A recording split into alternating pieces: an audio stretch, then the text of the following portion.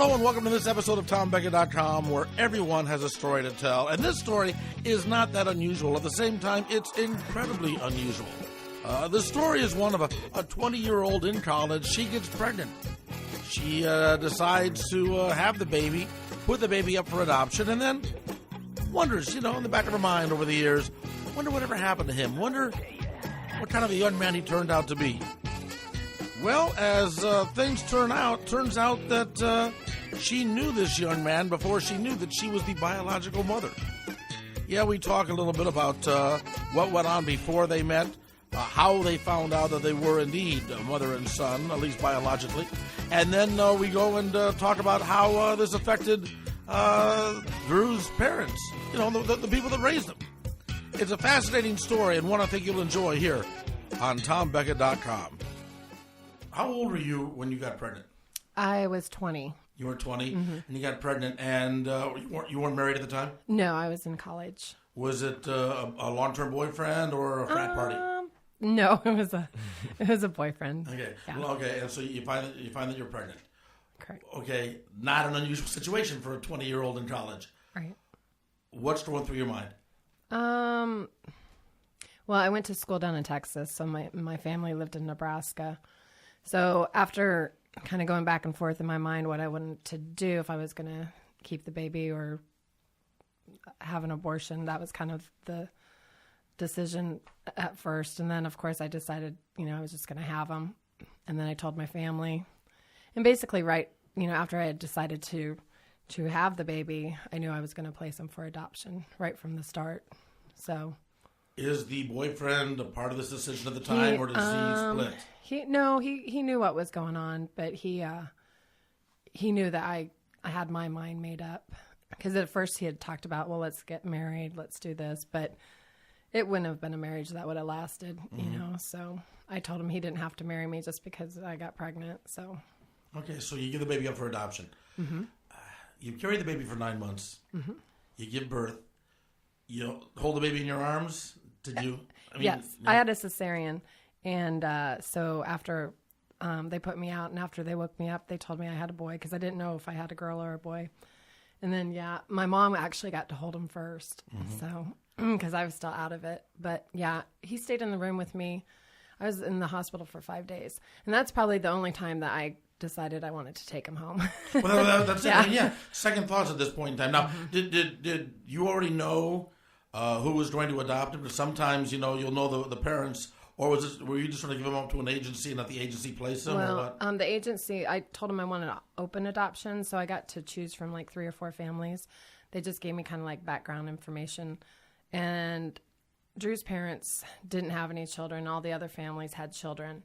And I thought, if he's going to go to a good home, it's not, I didn't think it was fair for him to go to a family that already had children versus a couple that didn't have. Right. Now, okay, so you've given Drew up for adoption. Mm-hmm. How are you feeling after that? I mean, how are you dealing with that, with the fact that, you had this baby, you became attached to the baby, and now you don't have this baby anymore? That was hard. That was like a really empty feeling for a long, long time. But like my dad said, he's like, you know what, deal with it now, because if you don't, you're going to deal with it down the road some other time, which I think that's true to a lot of things in life. So, no, it was sad. It was lonely. He was a big baby, so it was kind of nice to go back to normal body wise. But no, it was really hard. I'm not going to lie. How did family and friends treat you during this time? I mean, did you lose friends in the deal, or no. did family shun you at all? Or my parents were, kind of upset about it, and I don't want to say anything bad, but they were, I don't know if they were embarrassed, if that's the word. I mean, because back then that's, What year are we talking about here? What year is this? This was 84. 84? Yeah, okay. Which, I mean, isn't that long ago, but, I was a preacher's daughter, so we're the worst. So okay, so you do it now, and then over the years you dealt with it. That over the years, did you keep in contact in any way with Drew, or what? I met Drew's parents right after I had him, and then it was basically for a whole year they were to send me pictures, And his mom wrote me letters. And so they held up to their, because, there's nothing forcing them to have to keep doing it. But she was really good about sending me pictures. Was that like just for the first year and then they tapered off, right? And then no more. Yeah. Like you didn't get pictures of his high school graduation or anything like that? No, I had no contact with anybody after that. Okay, so during this time, emotionally, you've gone on with your life, you got married, you started a whole other life, and you got everything else going on here. How often would you think about Drew? Or was it just a thing like, it was like, it's part of my college life? No, I thought about him a lot, and especially every birthday, of course. Like my mom's been really good. She always calls and says, "Happy birthday, Drew." Well, Zach is what I named him in the hospital. And his parents, I had asked if they would keep Zachary as part of a middle name, and so they did. And that was really cool to me. That was awesome. But, I just think that any parent that puts a child up for adoption, your biggest concern is that they're happy and they're safe and they're healthy, and that's all I basically prayed for, was that he was happy and he was healthy. Well, let's find out. Drew? Okay, so there you are, you're a kid growing up. Were you a happy and healthy kid? Yeah, she actually gave me up to 2 people that were successful in their life. They took real good care of me. I lived out west my whole life, and I always had a really good life, everything I ever needed, and, good education and things like that. So, yeah, it worked out very well.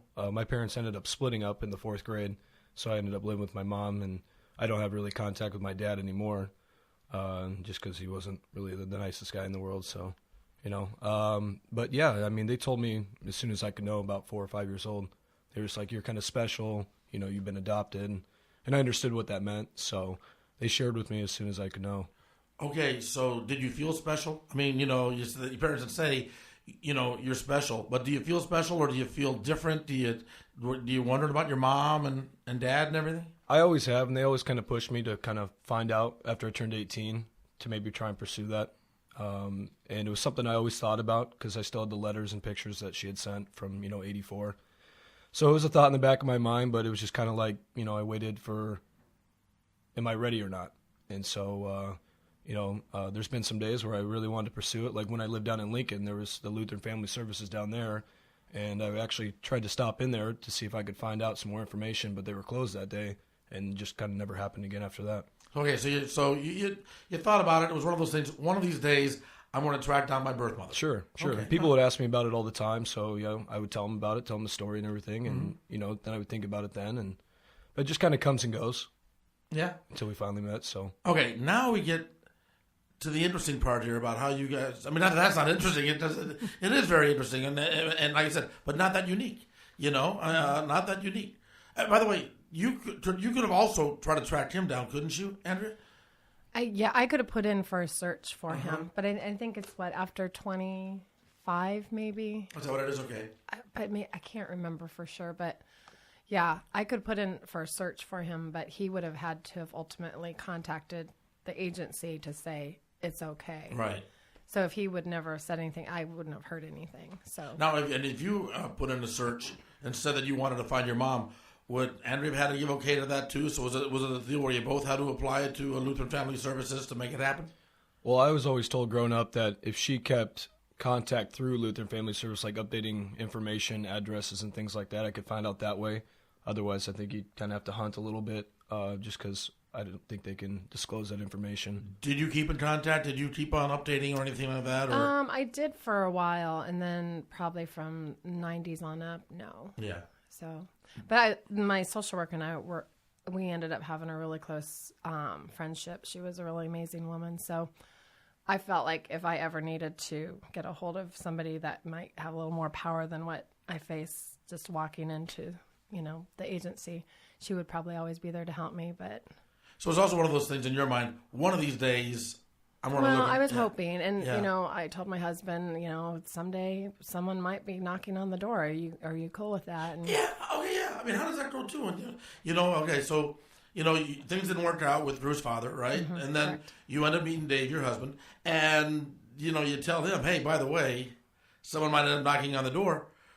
Do you tell him that like early on in the dating process? Is that something you say after you're married? Where does that come into the conversation? No, it was right off the bat. It was Mm-hmm. Plus, I had a cesarean, so I have a scar. So it's like, if you're, you can't really hide that stuff. But anyway, it's being truthful here.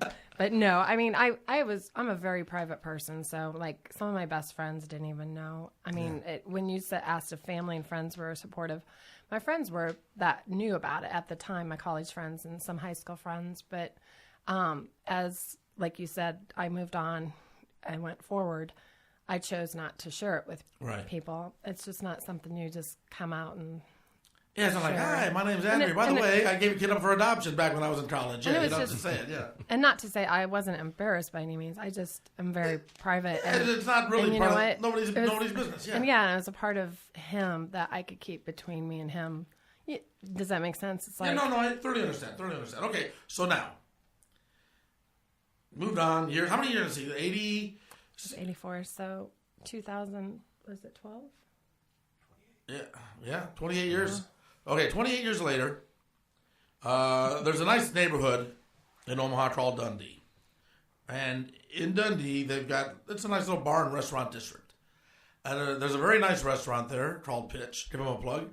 And you and your husband go in there for dinner quite a bit. You go in there for dinner or drink quite a bit, right? Regulars, yep. And so you're in there, and there's this bartender there, and you and he just click, right? Yeah, well, yeah, my husband and I both, he was, no offense to anybody at Pitch, but he was our favorite. He just was, I don't know, we just felt at home. He was just a good soul, and we would literally say, let's go see if Drew's working, or let's go see Drew.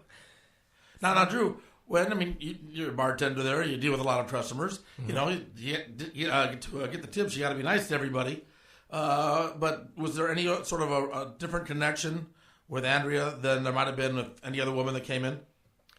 Yeah, in a sense. It's just like she has this motherly aspect to her, and she's always very nice and kind, and they'd always come down and take care of us, and we just kind of got to know them. And then we just became friends after that and kind of hung out a little bit and just kind of went from there. So, but yeah, she kind of stood out from the rest of the people, I would say. Absolutely. And so you guys just start talking, right? No. Just bar talk. You're sitting there, you're working, you're having a drink, you're maybe having a slice of pizza or something while you're just sitting there talking.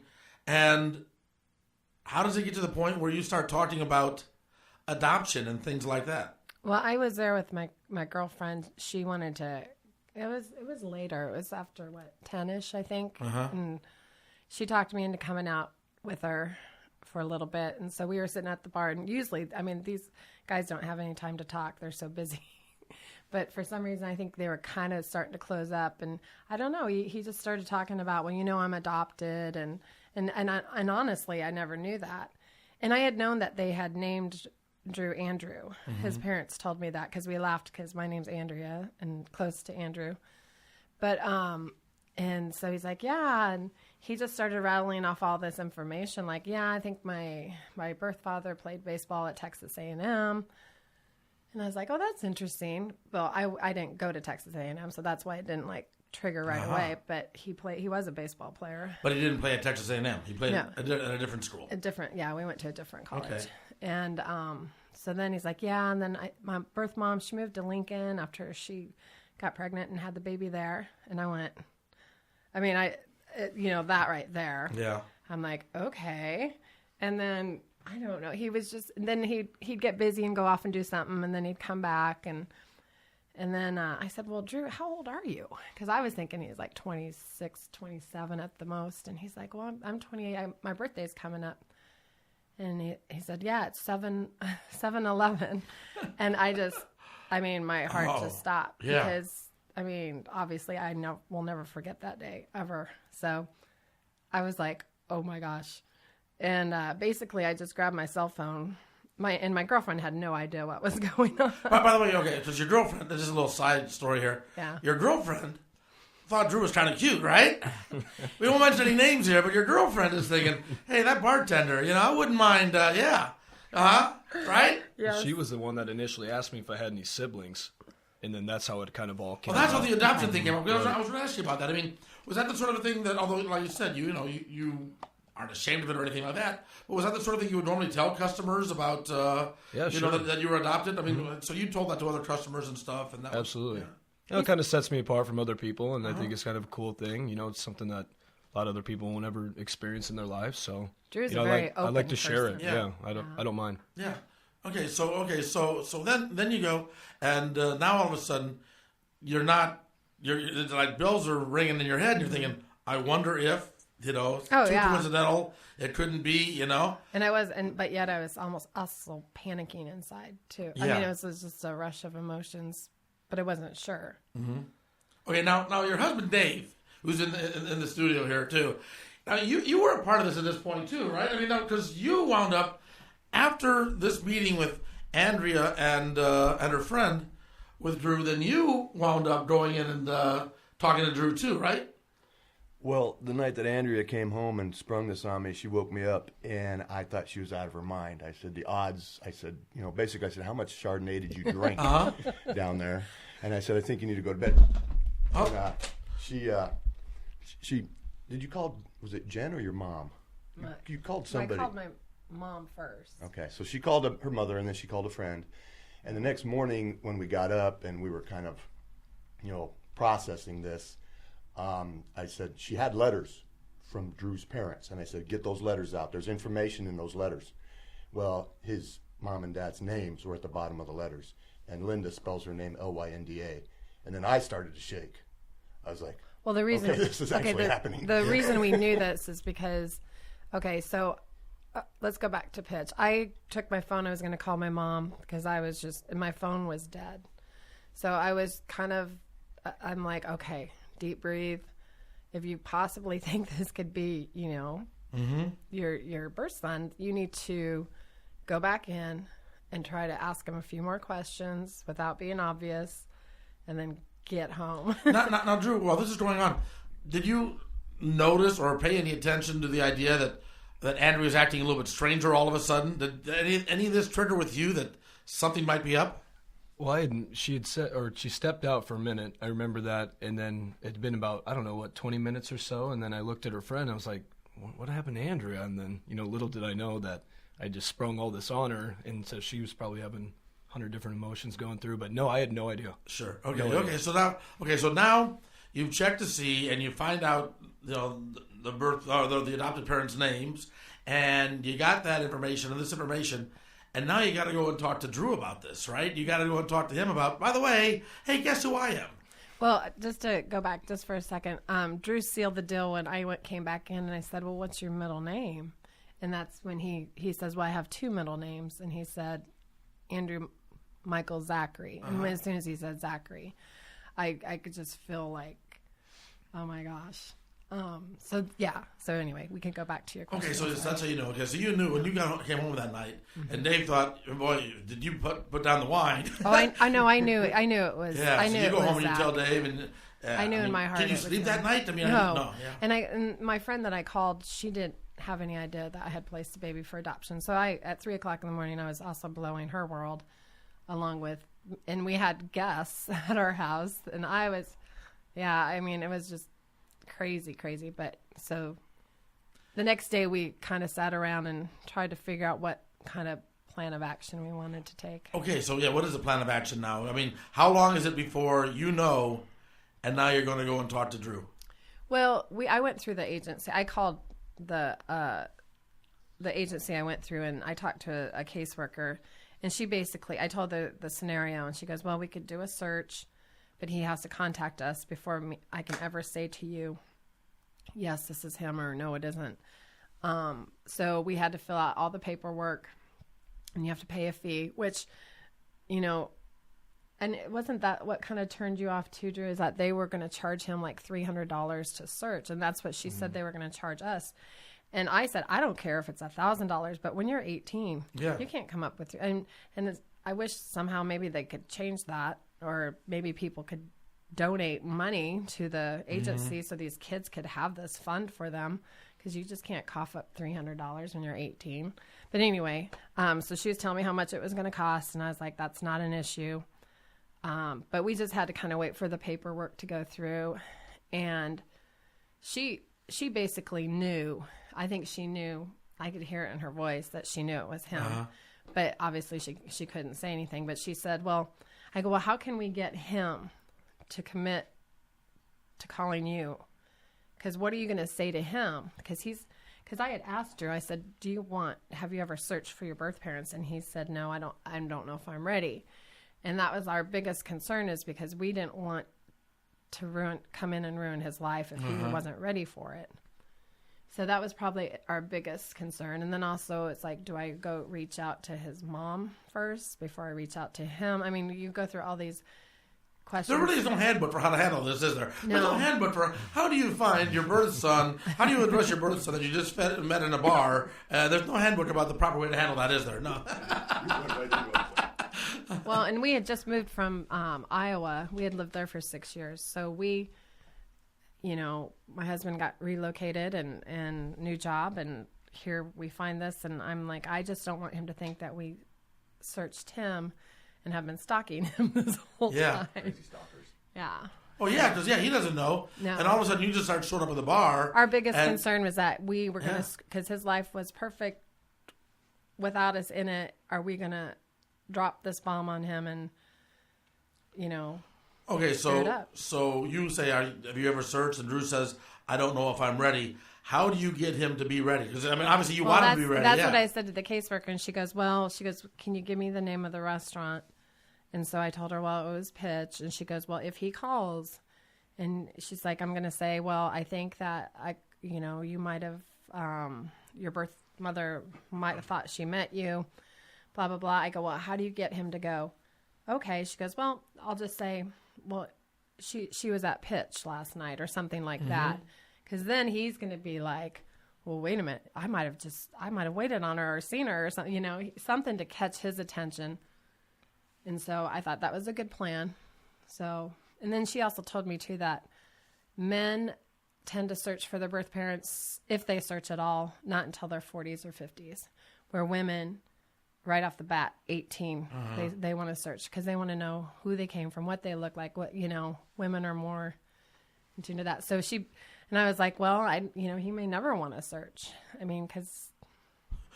But she'll make it awkward when you go into Pitch. Okay, so at this point, then how do you get him to make a phone call or to, ask questions about it? Well, the agency sent him a letter asking him to contact the office. And he ended up telling my husband about this letter. Oh, jeez. And we waited for him to call, and we waited for him to call. I put it up on my refrigerator. I was like, okay, because it didn't say who was trying to contact you, because they can't say it's confidential information. So I'm sitting there, it could have been anybody. It could have been a cousin, a grandma. It could have been, who knows? Right. So I thought it was kind of neat that someone was trying to reach out to me. But like I said, I didn't know if I was quite ready to take that next step. But, and so, I told him about the letter, and then. Now, are you talking to your mom at all about this yet? Your mom, and saying about. I did. She lived in Hawaii at the time. So. A little long distance there, but I gave her a call and let her know what was going on. She's like, oh, that's really cool, because she'd always kind of pushed me to pursue it anyways. She's always been super comfortable with it, so she thought it was great news, and she's like, yeah, you should do it, if you're ready to do it. And I just wasn't quite ready at the time, but little did I know that my friends were were the actual people. So now, how long was it then before you actually made the call? Between the time that you got that letter and you made the call? It was a month, 5-6 weeks. 5-6 weeks. What are you thinking when you make the call? Now you don't know who it is. You're not sure. All your life you've had this wonder about who my mom was. You're going to get closer to finding out who she is. Right. What are you thinking when you make this call? I actually didn't even make a call. I never called back the social worker.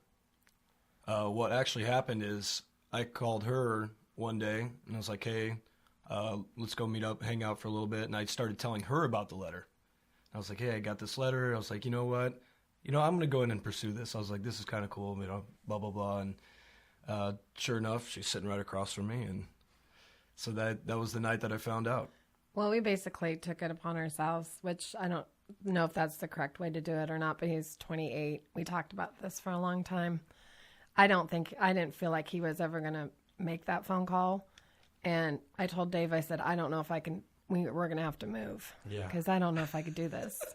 because the caseworker had suggested we stay away from pitch and we just distance ourselves. And okay, now you said that you gave her a call to say. I mean, look, Andrea, she's in her 40s. You're 28, right? Mm-hmm. I mean, do you give your phone number to a lot of customers? How did it get to the point where that you felt comfortable enough just to give her a call and say, hey, let's go out for a drink?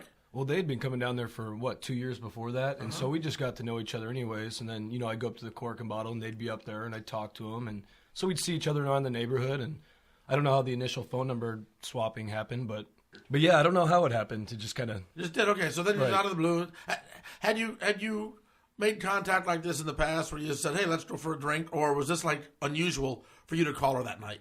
No, not at all. I mean, we'd hung up before. Yeah. I mean, that wasn't the first time at all. And also, he had told Dave one night, because I work at the Cork and Bottle, and I was coming to work, and he looks at Dave, and he goes, my birth's mom name is Andrea.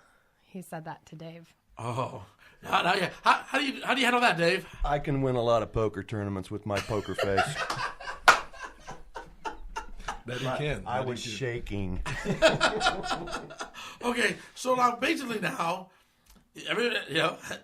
like Drew's the only one that doesn't know. I mean, you have not told anybody. Well, we told my mom knew, and 2 other people knew about it. Okay, but we had asked ourselves, can we live this lie? And if he does make a phone call, like in a year from now, and she puts us all in a room together, and he sees me sitting there, is he going to be angry that I didn't share this with him? Or is he going to be thankful? There was so many risks we thought about, but we didn't think it was fair to him, and maybe other people won't see it that way, but that we continue to live a lie, because we knew. And he's 28. It's not like he's 16 and, but... And it wasn't even like you were trying to force your way into his life or anything. No, and I told him we will move. If you don't want anything to do with us, we will go away. Okay, so now you're having a drink, and you made the comment, and you said, I got this letter. Andrea says, you're going to call. You say yes. Now that's sort of like your green light to say, well, he's given permission for me to spring this on him. Yeah. Okay, and so you spring it on him. Yeah, he was in shock. It was later that night, because we ended up going back to their house, and we were hanging out there, and then they took me out on the patio. Yeah. And then she opened up this photo album, and she started crying, and I was kind of like, oh gosh, am I in trouble or something? And then it gets to this picture, and it's of a bear that she gave me when I was born.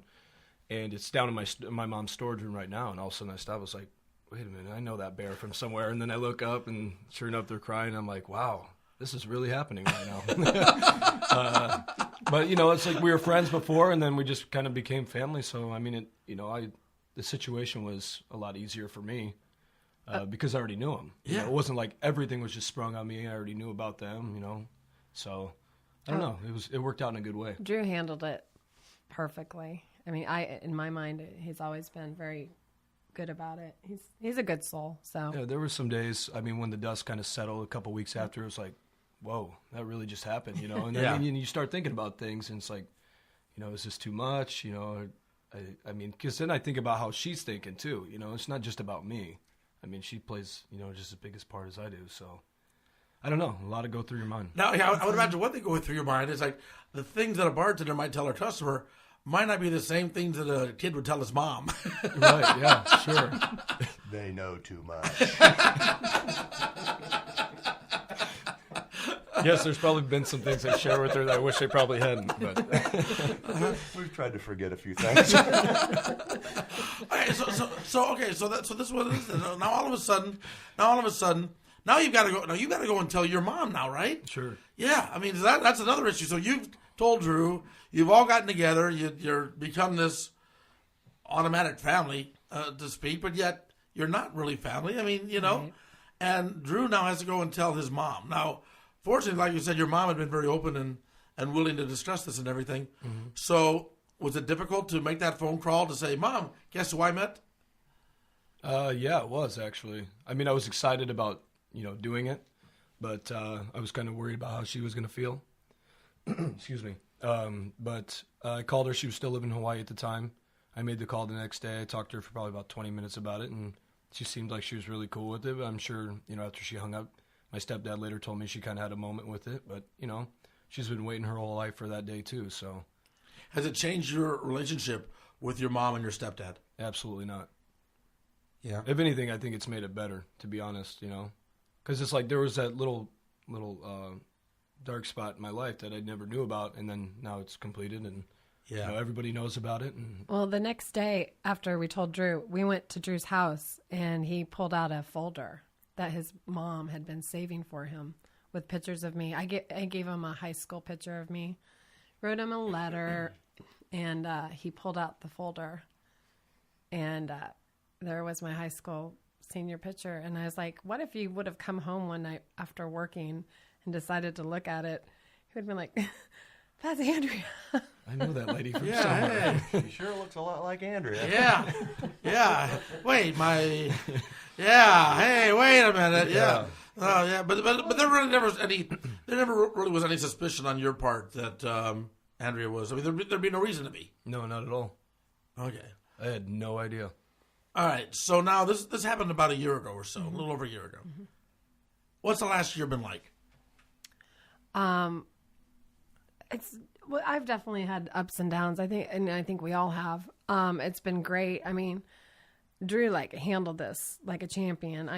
And he's a very open person. He puts it all out there, and that's what I love about him. But I'm not so much that way.